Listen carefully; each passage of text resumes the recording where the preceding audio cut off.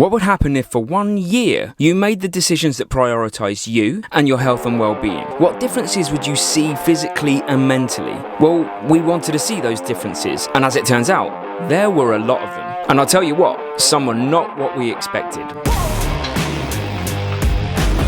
Now, obviously, our lives weren't a complete mess before last year, so what we're going to do is, first of all, talk to you about the things that we already had in place and that we used as building blocks to then put the other stuff on top.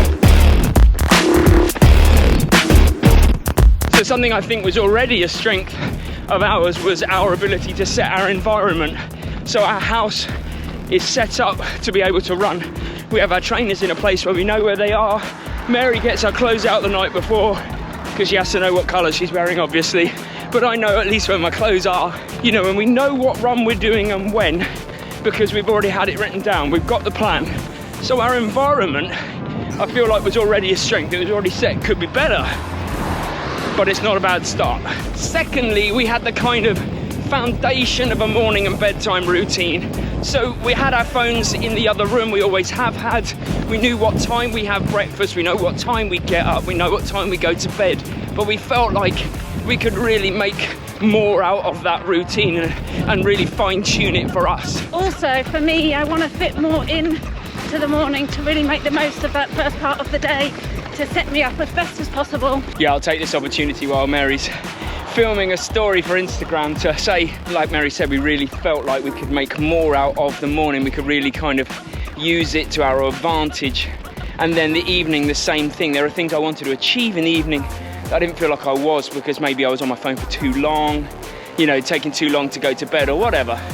So we really thought 2023, fine tune this. And the final bit where we had a pretty good grasp of some of the aspects was our prehab.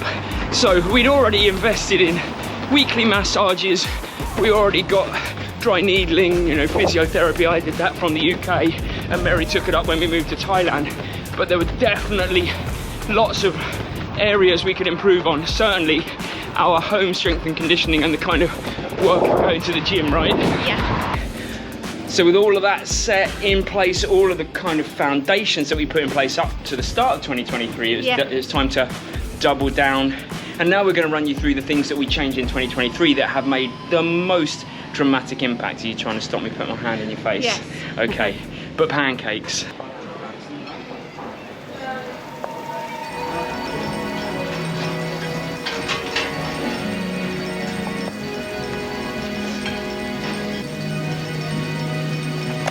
So what did we change for 2023? Well, what you have to know is that all of the decisions that we made were to prioritise, obviously, our quality of life. We wanted to improve that, but also our life kind of revolves around running, right? So it was prioritising staying in running no matter what. What could we do within our day that would guarantee us consistency? And that's where all the changes kind of were in the background based from, right? Yeah, I mean, we had a big year because of New York Marathon. So building towards that, we wanted to be in peak form and condition. So first thing, tweak the morning routine. So we delayed coffee by an hour because we found we were getting tired mid-morning. We made sure we had a good breakfast, which we always had, by the way. Phones in the other room, and I started to try to implement 10 minutes of strength and conditioning every morning when I woke up. It sometimes worked, sometimes didn't. But what made the huge difference was the delay of the caffeine. Then we got good at making the right dietary decisions for us. Crack on, Mary. Yogurt. So no, not allowed in the house. Definitely not. No. Sometimes. It's basically any food that I know is less than ideal for us, but I like. We just don't have it in the house anymore. We're just controlling our environment completely. And by the way, I'm not pretending that the diet is perfect because I know it's not, but we're trying to make the right decisions for us. But there is one thing that we definitely did change that we feel like it's made a massive benefit.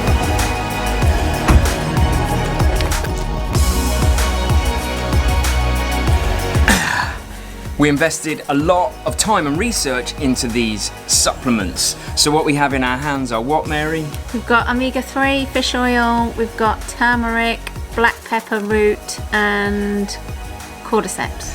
And we also take vitamin C in the morning, in the evening, magnesium and collagen throughout the day or once in the day to make sure that everything is firing on all cylinders, because what we realised was we're not getting any younger, we're aching a little bit more, and these are the types of things we can utilise to enhance our diet and our training experience.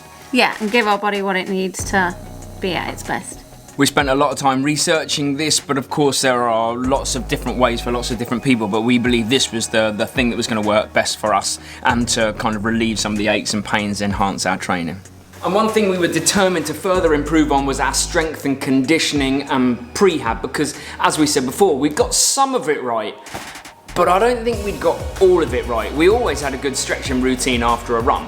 But at the start of 2023, we really resolved to try to get to the gym more than we were. And it was a success in the respect that I got to the gym most Mondays. And Mary, would it be fair to say that you did some more home workouts? I did. But not enough. No. Neither of us. Just Still not not quite enough. consistent. No, so an improvement, but not where we want to be just yet. And at the gym, I was focusing on compound movements, squats, deadlifts, pull-ups, things that are using my whole body, and then single leg work so I'm balanced. And the final thing we did in 2023 that I think was massive for us, maybe the most important, was that we researched and we found new sessions to do through that training block. Experiment with our running, with our bodies. Mary, you trained like Anya Culling. Yeah. We looked into what Eliud Kipchoge does and some of the top runners, and we just then put those sessions into our sessions, and it kept it fresh, it kept it exciting, and that was a really big shift for us. So we've got about 6 or 7 Kipchoge sessions that we now do that we'll make a video about at some point very, very soon. But you're probably asking, what actually happened? What were the results of all of these changes? Okay, the results we actually couldn't have predicted from the year. Let's go through them in, what's the best way? Chronological order or distance order? Let's go distance order. Mary, did you get a 5k PB in 2023? Yes. What was it? 1936. So Mary ran a new 5k PB in 2023, and I ran close to my PB in 2023 of 5k with no speed work. Very happy. Yeah. What about a 10k PB? Yeah. Absolutely. And what was the achievement there? Huge one for me, sub 40. I ran 39.36. And that was your first ever sub 40 Yeah. at the age of 44 Was it 39? at the time? Yeah, it was sub 40. Sub 40. Yeah. Mary, did you run a half marathon PB? Yes. Okay, time there. 1:31:13 or something. So you haven't quite broken the 1:30, but you got very, very close. Yep. So that, again, that's 3 PBs over 3 distances. Yeah. Mary, did you run a marathon PB? Yes. What was that PB? 3:23. And what was your previous time? 3:36. Okay, and this is the one No, area... 3:35. 3:35. And I ran a PB as well in the marathon. So I ran 2:53, which was an official PB, even though I fell apart in New York. Mary, did you run an ultra marathon PB? Yes. Because it was your... First ultra, and a really, really tough one. 50k, almost 3,000 meters of elevation. Climbed a mountain. But that, for us, was the icing on the cake, genuinely. That wasn't what I consider like the genuine success of 2023. It's lovely to run PBs, but how about these for successes? We didn't miss a single training session in the entire New York Marathon training block. We got up to nearly 100 kilometers a week and we still didn't miss a session. Yeah.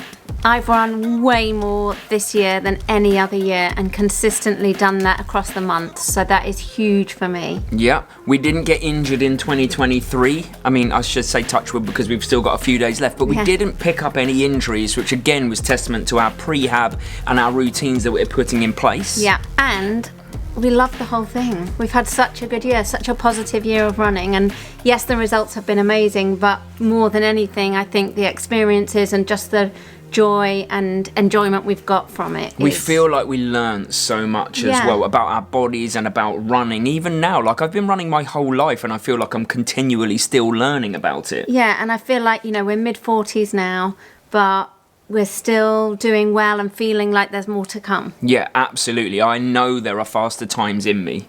But it's still not enough. We still think we can do better and be better. That's part of the game. That's part of what we love. So here's what we're going to do in 2024 to level up even more. And as the sun sets metaphorically on the year, but actually also literally on the beach here where we are, how cool is that? It's worth reflecting on what we've achieved so far, but also talking about what we want to achieve, what we're going to add in for 2024 again next year. And the first thing I think we both agreed on is that we're definitely going to include cold immersion therapy into our routine. Yeah. Like, there's a massive benefit proven by science. We love the feeling, the mental challenge, the physical challenge of it. So that's going to go into our routine, into our morning routine, I think. Yeah, and it's been really good to kickstart that here. Strength and conditioning we definitely need to do more on. We're going to learn more on the internet. I'm going to add it into my morning routine where possible. We're going to try and make it happen because that is, I think, our biggest weakness still. Yeah. So we just got to find a way. Yeah, I just want to be way more consistent with that. Yes. So we need to find something easy, understandable, beneficial. Whoa, the sun came right out. We're going to do 30-day experiments, hopefully every month of the year. We don't know yet, but we're going to do some experiments with diet, with clean living, like working on what our body is receptive to. Yeah, I really want to take my nutrition up to the next level. Definitely. And see what impact that can have. And ultimately, I want to get back reading. Like, I really miss reading. Like, I need to read more. I love the feeling of learning. Podcasts as well. I really want to kind of re-engage my brain, reinvigorate myself. I think that's a missing piece right now. And hopefully all of these things are going to take our running to the next level. Yeah, that's the thing. Even the reading, I find it is beneficial to my running. It's not that I just want to read more. I want to take our running to the next level. Yeah. What about running specific goals, Mary? Two big ones for me. Marathon PB. I've got 2 big marathons coming up, as have you, in 2024. And yeah, hope to take my time down.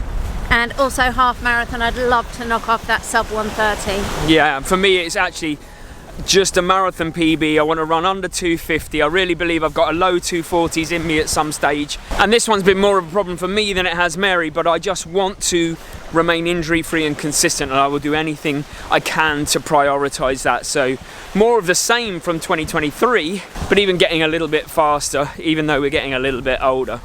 And what marathons are you going to use to get that time down? Oh yeah, we should probably tell everyone right now.